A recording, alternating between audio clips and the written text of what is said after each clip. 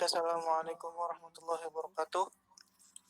Kami dari kelompok 7, mata kuliah Sejarah Maritim Asia Tenggara ingin mempresentasikan mengenai materi tentang bandar, pelabuhan, dan kegiatan dagang. Dalam presentasi ini kita membagi menjadi 3 pembahasan, yakni peran dan pengaruh bandar pelabuhan, lalu yang kedua bagaimana macam dan jenis pelabuhan pada saat itu, lalu yang ketiga yang terakhir seperti apa detail dari kegiatan perdagangan di pelabuhan. Baik, kita masuk ke bab yang pertama mengenai peran dan pengaruh bandar pelabuhan. Dari yang kita ketahui, Indonesia merupakan negara kepulauan dan sekitar 60% lebih wilayahnya merupakan daerah perairan dan memiliki garis pantai paling panjang di dunia sekitar 81.000 km.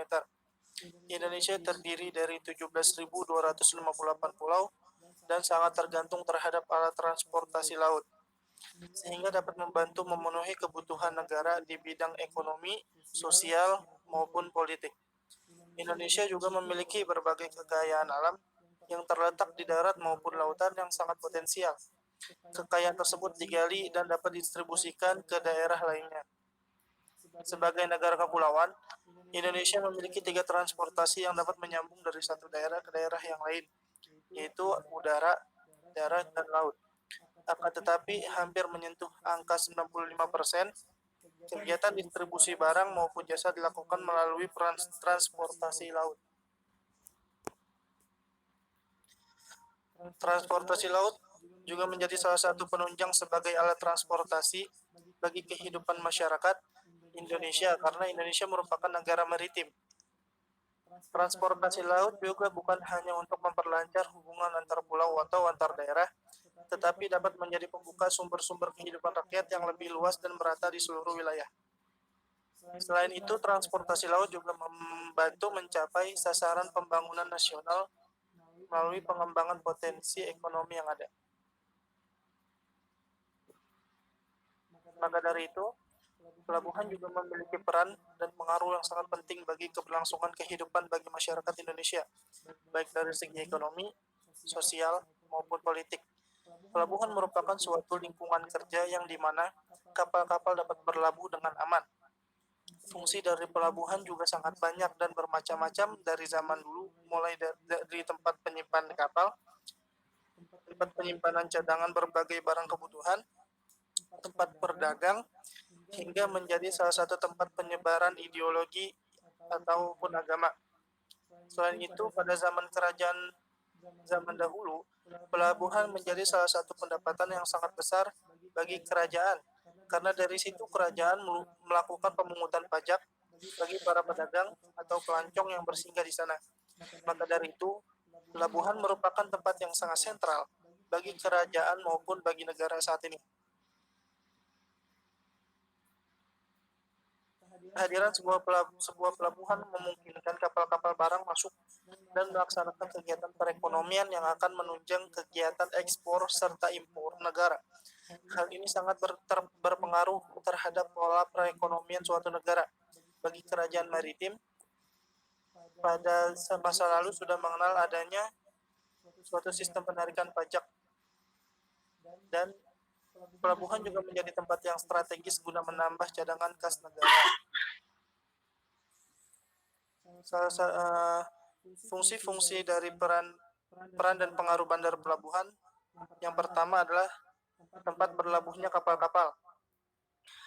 Kapal-kapal yang berasal dari berbagai negara sangat sering melalui daerah maritim Nusantara dengan tujuan untuk berdagang, karena Laut Nusantara sangat terkenal karena aktifnya pergerakan perdagangan baik dari barat maupun timur.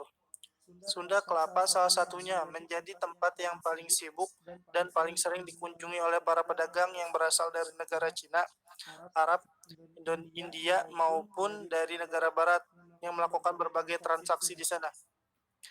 Pembangunan pelabuhan menjadi salah satu hal yang paling penting dalam memfasilitasi bagi setiap orang yang berlabuh di pesisir Laut Nusantara. Maka dari itu, pelabuhan memiliki peran dalam tempat berlabuhnya berbagai kapal dari berbagai negara. Hal ini dikarenakan kapal-kapal akan berlabuh dengan aman dan murah, serta dapat terhindar dari berbagai bahaya terhadap kapal tersebut, baik bahaya gelombang angin dan bahaya-bahaya yang lainnya. Lalu poin kedua, peran dan pengaruh bandar pelabuhan ialah pelabuhan sebagai pusat perdagangan. Kajian mengenai suatu pelabuhan atau bandar sebagai pusat perdagangan telah banyak dilakukan oleh para peneliti. Kegiatan sebuah pelabuhan berawal dari pertemuan antara seseorang yang membutuhkan komoditas yang dimiliki oleh orang lain. Pertemuan yang sering terjadi di suatu tempat, yang dalam hal ini sering dilakukan di daerah pesisir laut, dan menjadi pendorong terbentuknya sebuah bandar atau pelabuhan dengan berbagai aktivitasnya. Sejak tahun 500 sebelum Masehi sampai abad ke-19, Nusantara menjadi ajang pelayaran maupun perdagangan yang paling ramai di kawasan Asia.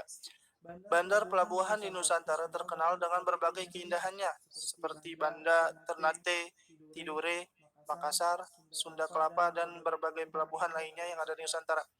Berbagai jenis barang kebutuhan untuk kepentingan masa itu tersedia di setiap pelabuhan, baik yang berasal dari sekitar pelabuhan itu sendiri maupun daerah-daerah pelabuhan lainnya. Pelabuhan Nusantara menjadi tempat pusat perdagangan yang dikunjungi oleh perahu dagang tradisional dan kapal modern. Selain melakukan perdagangan dengan sesama penduduk sekitar pelabuhan, dalam pelabuhan juga pedagang melakukan transaksi kepada para saudagar asing, terutama dengan para pedagang Cina, Gujarat, India, dan Arab. Sambil menjual barang dagangan, mereka juga membeli barang kebutuhan lainnya untuk dijual kembali di tempat asal. Sebelum kedatangan bangsa Eropa ke Asia, kehidupan Nusantara sangat makmur selama berabad-abad. Sebab kegiatan pelayaran dan perdagangan terpusat di pelabuhan-pelabuhan yang menjadi pintu gerbang untuk masuk ke dalam suatu pulau. Dalam melakukan pelayaran dan perdagangan di pelabuhan-pelabuhan Nusantara dipimpin oleh penduduk setempat yang dituakan. Para pedagang memanfaatkan angin muson dalam melakukan pelayaran. Angin muson dibagi menjadi dua, yaitu angin muson barat dan timur. Muson barat adalah angin yang bertiup dari arah barat ke timur. Para pelayar dari Eropa, Arab, Persia, dan India memanfaatkan angin itu untuk berlayar ke Nusantara dan Cina.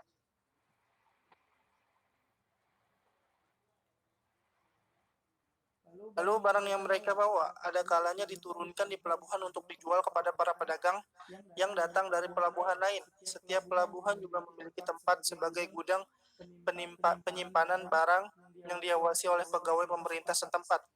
Pelabuhan-pelabuhan Nusantara juga mengalami masa kejayaannya dalam perdagangan dan pelayaran. Karena ketika itu, wilayah Nusantara sangat terbuka bagi pelayaran, baik perdagangan lokal maupun asing. Otomatis, pelabuhan-pelabuhan tersebut menjadi rebutan pengaruh dagang bagi bangsa asing, seperti Prancis, Inggris, Belanda, dan Amerika. Pelabuhan-pelabuhan Nusantara memiliki potensi, sehingga pemerintah Hindia Belanda melihatnya sebagai potensi ekonomi yang dikuasainya sejak abad ke-17. Kebanggaan penduduk Nusantara terhadap perairannya mengalami penurunan karena kejayaan pelabuhan sejak masa silam setelah sirna. Lalu poin yang ketiga, pelabuhan sebagai tempat penyebaran ideologi. Keberadaan pelabuhan sebagai jejak sejarah maritim di Nusantara memiliki arti penting dalam perkembangan peradaban bangsa Indonesia. Mengingat banyak sekali sumber yang menjelaskan kerajaan berbasis maritim memanfaatkan pelabuhan sebagai salah satu aspek penunjang perkembangan suatu kerajaan. Hal ini sudah mewarnai dinamika sejarah bangsa Indonesia. Pelabuhan memiliki banyak sekali pengaruh dalam perkembangan sejarah. Hal ini dengan adanya banyaknya pendatang dari luar wilayah yang melakukan kegiatan perdagangan. Selain melakukan aktivitas perdagangan, terdapat hal lain yang dilakukan oleh pedagang, yaitu melakukan penyebaran ideologi baru ke dalam sistem masyarakat. Hal ini dibuktikan dengan beberapa masa sejarah yang dipengaruhi oleh peradaban bangsa Indonesia, seperti masa Hindu-Buddha, masa perkembangan Islam, dan pengaruh bangsa Barat. Hasil dari sebaran ideologi tersebut bisa dibuktikan dengan terdapatnya kerajaan bercorak maritim seperti Sriwijaya, Majapahit, dan Demak. Agama Islam yang dibawa oleh para pedagang Arab juga sangat besar pengaruhnya yang berawal dari pelabuhan. Selain berdagang, mereka juga melakukan dakwah agama di sana, sehingga banyak dari para penduduk pribumi mengikuti dan mengimani agama Islam. Selain itu, akulturasi budaya juga terjadi di pelabuhan. Hal ini dibuktikan dengan banyaknya pengaruh Barat terhadap masyarakat Nusantara. Pertukaran budaya memang sangat lazim terjadi dapat kita temukan di tempat pertemuan antara orang-orang yang berasal dari berbagai negara. Baik, lanjut ke slide berikutnya.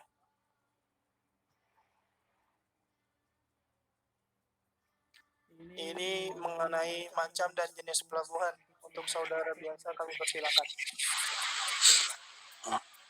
Ya, materi selanjutnya, sebelumnya terima kasih kepada saudara Zanzani. Materi selanjutnya adalah macam dan jenis pelabuhan. Macam-macam pelabuhan ini sendiri dibedakan menjadi 5 berdasarkan segi tinjauannya. Yang pertama ialah ditinjau dari segi pengusahaannya.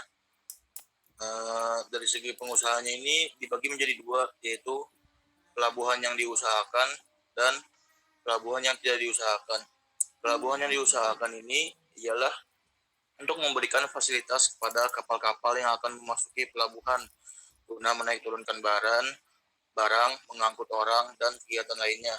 Contoh pelabuhan seperti ini ialah Pelabuhan Tanjung Priok di Jakarta, lalu ada Pelabuhan Tanjung Perak Surabaya, dan pelabuhan lainnya. Kemudian pelabuhan yang tidak diusahakan. Pelabuhan ini hanya untuk tempat singgah kapal tanpa fasilitas bea cukai, bongkar muat barang ataupun penumpang dan lain sebagainya. Contoh pelabuhan seperti ini ialah Pelabuhan Nusa Barung, Pelabuhan Sindang Biru, dan Pelabuhan Sepekan. Lalu ditinjau dari segi penyelenggaraannya. Pelabuhan dari segi penyelenggaraannya ini dibedakan menjadi 2, yaitu yang pertama pelabuhan umum. Pelabuhan umum diselenggarakan untuk kepentingan umum yang dilakukan oleh pemerintah dan pelaksanaannya diberikan kepada badan usaha milik negara dengan tujuan tersebut. Di Indonesia sendiri terdapat 4 badan usaha milik negara yang diberi wewenang untuk mengelola pelabuhan umum, seperti PT Pelindo 1 yang ada di Medan, PT Pelindo 2 yang ada di Jakarta, PT Pelindo 3 yang ada di Surabaya, PT Pelindo 4 yang ada di Ujung Pandang. Lalu pelabuhan khusus, yang dimana pelabuhan khusus ini diselenggarakan untuk kepentingan khusus guna kepentingan pribadi tertentu. Pelabuhan khusus ini tidak boleh digunakan untuk kepentingan umum kecuali atas izin pemerintah dalam keadaan tertentu, yang dibangun juga oleh pihak pemerintah atau swasta. Contoh pelabuhan seperti ini adalah Pelabuhan Khusus Semen, Pelabuhan Petrokimia Gresik, dan lain-lainnya. Lalu yang ketiga adalah ditinjau dari segi perdagangan nasional dan internasional. Yang pertama ialah pelabuhan laut. Pelabuhan laut ini adalah pelabuhan yang bebas dimasuki oleh kapal-kapal berbendera asing. Pelabuhan ini biasanya merupakan pelabuhan utama dan ramai dikunjungi oleh kapal-kapal yang membawa barang ekspor atau impor dari luar negeri. Contoh pelabuhan ini yang ada di Indonesia ialah Pelabuhan Gorontalo, Pelabuhan Tarakan, Tanjung Mas Semarang, dan Tanjung Intan Cilacap. Lalu yang kedua ialah pelabuhan pantai. Pelabuhan pantai ini adalah pelabuhan yang dimanfaatkan untuk perdagangan dalam negeri. Kapal-kapal asing yang hendak masuk harus memiliki izin khusus. Contohnya Pelabuhan Sindang Biru, Pelabuhan Ratu yang ada di Jawa Barat. Lalu kemudian ditinjau dari segi kegunaannya. Dibagi lagi menjadi 6 bagian. Yang pertama ialah pelabuhan ikan. Pelabuhan jenis ini merupakan pelabuhan untuk sarana dan prasarana kegiatan penangkapan ikan pada khususnya. Berbeda halnya dengan pelabuhan umum, pelabuhan ikan ini dibangun dengan seefisien mungkin dengan fasilitas-fasilitas pendukung kegiatan penangkapan ikan, mengingat kondisi ikan yang tidak bisa terlalu lama didiamkan karena akan berakibat busuk. Pelabuhan ikan ini dibagi menjadi 3 bagian untuk dapat melayani dengan cepat. Di antaranya dermaga ikan, yang kedua dermaga tambat, yang terakhir adalah dermaga pembekan. Contoh pelabuhan ikan ini ialah pelabuhan ikan yang ada di Cilacap.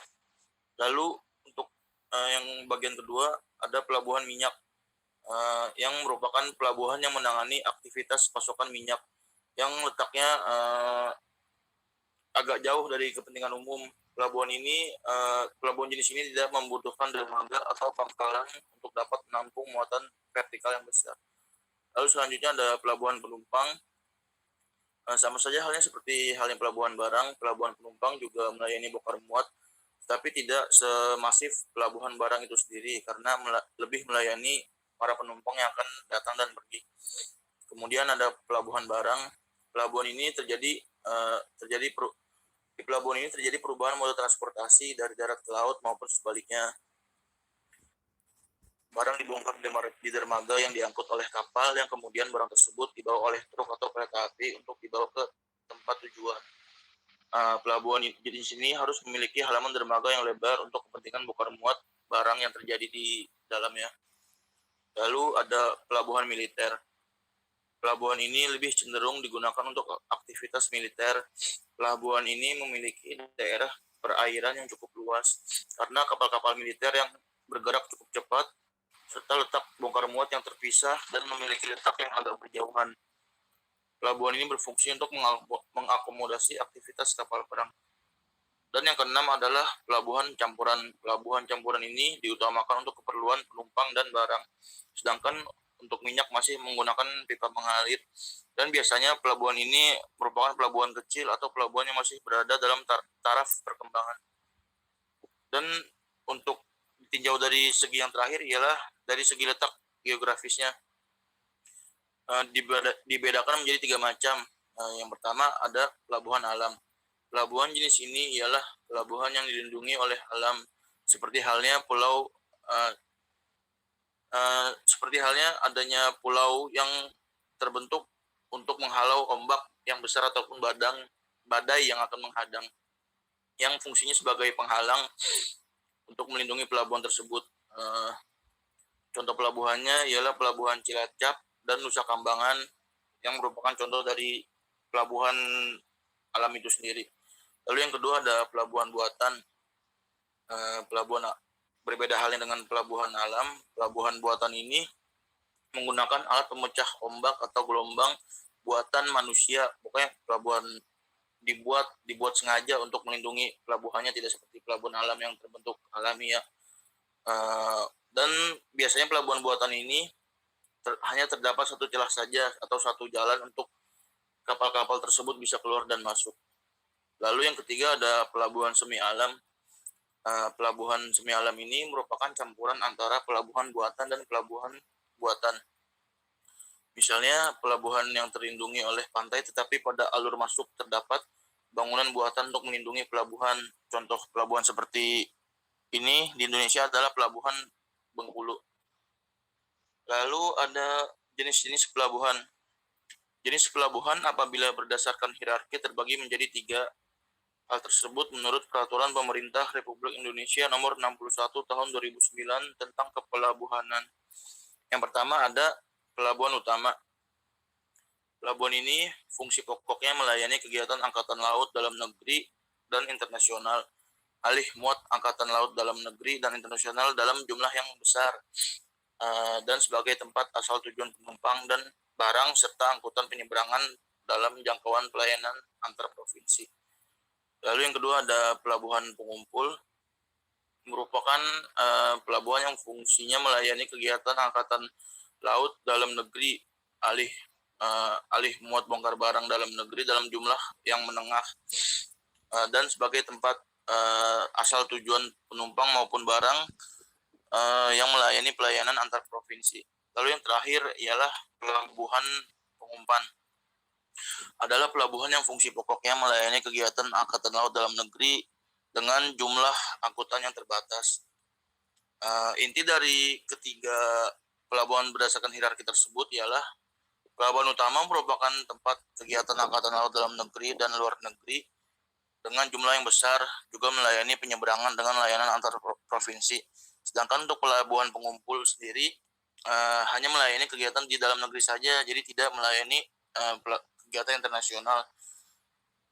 Sementara untuk yang terakhir pelabuhan pengumpan ialah ia hanya melayani pelabuhan dalam negeri dengan jumlah yang terbatas dan layani antar provinsi saja. Lalu untuk jenis-jenis pelabuhan itu sendiri lebih lanjut dibedakan menjadi lebih banyak bagian.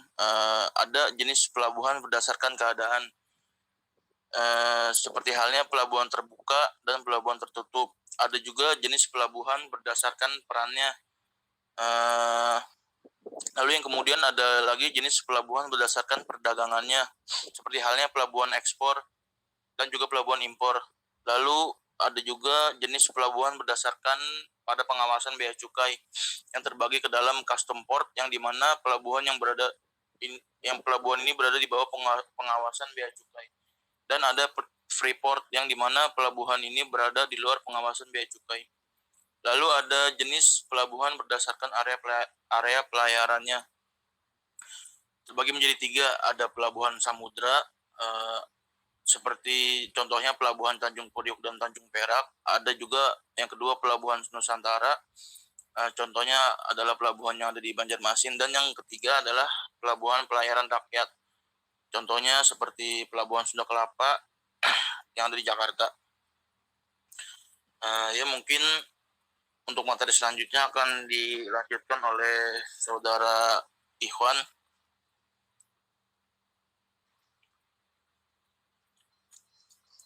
Terima kasih untuk saudara Biansa. Selanjutnya adalah kegiatan perdagangan. Perdagangan maritim adalah kegiatan pertukaran barang yang dilakukan di pesisir pantai atau pelabuhan sebagai tempat untuk pertukaran barang, sehingga pelabuhan dijadikan sebagai sarana untuk bertukar barang. Pelabuhan merupakan salah satu rantai perdagangan yang sangat penting dari seluruh proses perdagangan, baik itu perdagangan antar pulau maupun internasional. Sebagai titik temu antara transportasi darat dan laut, peranan pelabuhan menjadi sangat vital dalam mendorong pertumbuhan perekonomian, terutama daerah pedalamannya menjadi tempat perpindahan barang dan manusia dalam jumlah banyak. Sebagai bagian dari sistem transportasi, pelabuhan memegang peran penting dalam perekonomian. Pelabuhan sering disinggahi kapal-kapal berukuran besar maupun berukuran kecil. Oleh karena itu, pelabuhan wajib menyediakan dermaga untuk tempat bersandarnya kapal-kapal.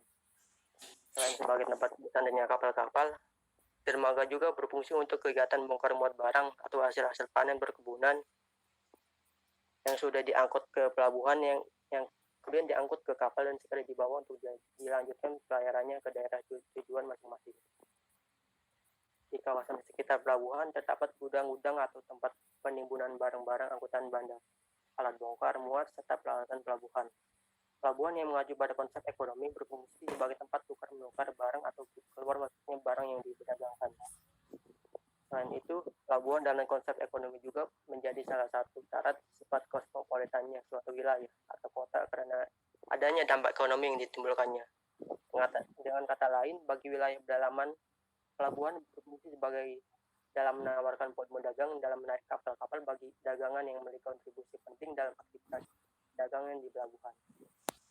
Pelabuhan dapat berperan dalam merangsang pertumbuhan kegiatan ekonomi, dagangan, dan industri di wilayah pengaruh. Namun pelabuhan tidak menciptakan kegiatan tersebut, melainkan hanya melayani tumbuh dan berkembangnya kegiatan tersebut. Kegiatan seperti itulah yang meningkatkan peran pelabuhan dari hanya sebagai tempat pelabuhannya kapal menjadi pusat kegiatan perekonomian. Secara prinsip, hubungan kegiatan pembangunan oleh manusia di laut tidak dapat dipisahkan dengan di pantai atau bahkan di darat seluruhnya.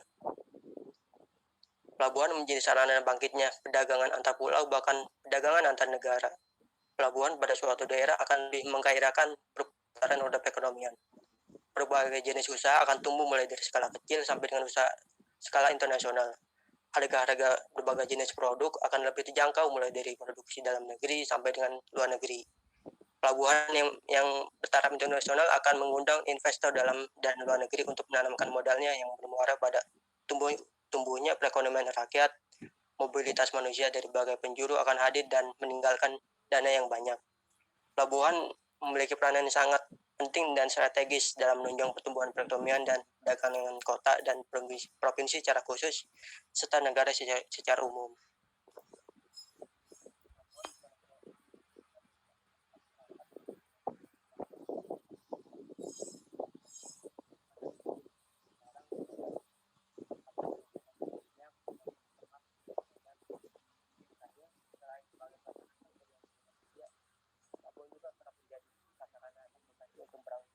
Ekspor dan impor.